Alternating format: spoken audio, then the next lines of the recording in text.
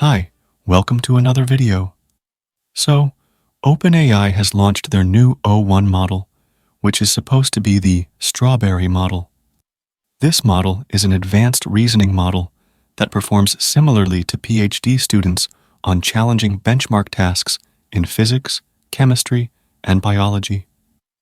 They also mention that it excels in math and coding, performing exceptionally in a qualifying exam for the International Mathematics Olympiad, which is insane to think about. Apart from this model, they have also launched an O1 Mini model, which is 80% cheaper than O1 and excels primarily at coding rather than anything else. As a smaller model, it is about 80% cheaper than the original O1, and it is a powerful, cost-effective model for applications that require reasoning but not broad world knowledge. This model is now available for ChatGPT users, so you will be able to access these models. However, there is a strict rate limit of only 30 messages for O1 Preview and 50 for O1 Mini. They are working to increase those rates and enable ChatGPT to automatically choose the right model for a given prompt. The model is available via API if you have a Tier 5 API from them, but the model is available on OpenRouter, and the cost of this model is just insane. It costs $15 per million input tokens and $60 per million output tokens, which is a lot of money. I think this might be one of the most expensive models, but the O1 Mini model is cheaper. It costs $3 per 1 million input tokens and $15 per 1 million output tokens, which is fine, but still very high considering how cheap models are becoming. But let's test it out now and see if it's really good or not. I'll be testing it with my 13 questions here. So, let's get started. The first question is, what is the capital city of the country whose name ends with Leah?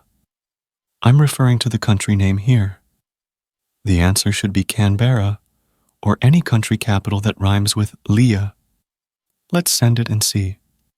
The left one is O1, and the right one is O1 Mini. Here's the answer from both, and you can see it has a slightly different interface. It thinks and reflects, almost like the gimmicky reflection model, but it's insanely better. So, both models answer correctly. Let's call this a pass. Now, the next question is, what is the number that rhymes with the word we use to describe a tall plant? The answer should be 3. Let's send it and see. Here's the answer, and both models are correct again. So, let's give them a pass. The next question is, John has 3 boxes of pencils.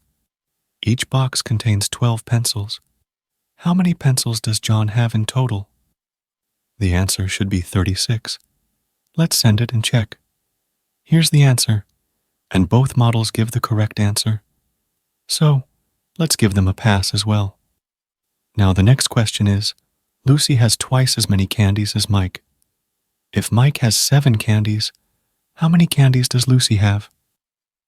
The answer should be 14. Let's send it and see. Here's the answer, and both are correct again. So, this one's a pass for both. The next question is 3,307 a prime number? The answer should be yes. Let's send it over and see. Here's the answer, and both models answer it correctly. So, this one's a pass. Now, the next question is, I have 2 apples, then I buy 2 more. I bake a pie with 2 of the apples. After eating half of the pie, how many apples do I have left? The answer should be 2. Let's send it and see. Here are the answers, and both models answer correctly. Although, the mini model answers with 3 because it accounts for the half pie that is left, which is equivalent to 1 apple. So, that's fine as well. I'll give both a pass. Now, the next question is, Sally is a girl. She has 3 brothers. Each of her brothers has the same 2 sisters. How many sisters does Sally have? The answer should be 1. Let's send it and see. Here are the answers, and again, both are correct. So, let's call it a pass. Now, the next question is, if a regular hexagon has a short diagonal of 64, what is its long diagonal? The answer should be 73.9. Let's send it and see. Here are the answers. Both gave a correct equation at first. After that, I asked for a response in integers, and they gave me the correct answer of 73.9. So, this is a pass for both. Now, the next questions are coding ones.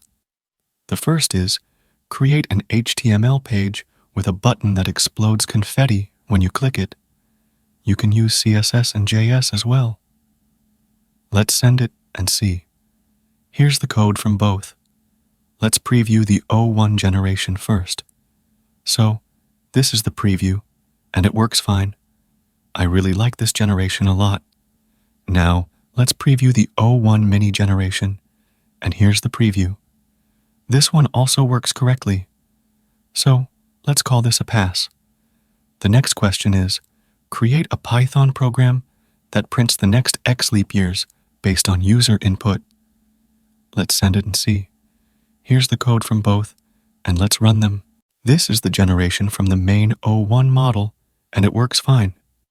So, we'll call this a pass. Now let's see the O1 Mini generation, and here it is. It also works correctly. So, both get a pass. The next question is, generate the SVG code for a butterfly. Let's see if they can do this. Here's the code. Let's preview them. This is the generation from O1, and it doesn't look like a butterfly at all. So, this one's a fail. Now, let's preview the O1 Mini model, and here's the generation. It looks very much like a butterfly.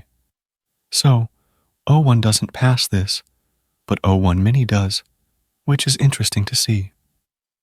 Now, the next question is, create a landing page for an AI company. The landing page should have 4 sections: header, banner, features, and contact us. Make sure the landing page looks sleek and modern. You can use HTML, CSS, and JS. Let's send it and see. Here's the generation from both. Let's preview them. The first is from O1, and this looks good. Now, let's look at the O1 Mini one, and this also looks good. So, let's give both a pass. Now, the next question is, write a game of life in Python that works in the terminal. Let's send it and check the answers. Here's the code from both. Let's run it. This is from the O1, and it works pretty well. So, this one's a pass. But let's also look at the O1 Mini, and this generation gives an error. I tried it with other Python versions, and it still didn't work. So, this one's a fail. Now, here's the final chart. As you can see, both models only failed one question, which is really good. But it doesn't mean it's perfect. For example, it costs about $60 per million output tokens, which is not feasible at all. It also generates a lot of tokens for thinking, which means it produces more tokens, and the price per token is high, making it an extremely costly model. Although the O1 Mini model is more affordable at $12 per million tokens on the output side, which is similar to Claude 3.5 Sonnet model, although it still generates more tokens than usual, keeping the overall token cost high. But this might be a better option over Claude. But the API is only available for Grade 5 API users. Also, this model is not multimodal yet, so you can't send images. But for language tasks, I think it's a great model. I hope it becomes more feasible. Overall, it's pretty cool. Anyway, let me know your thoughts in the comments. If you liked this video, consider donating to my channel through the Super Thanks option below. Or you can also consider becoming a member by clicking the Join button. Also, give this video a thumbs up and subscribe to my channel. I'll see you in the next video. Till then, bye.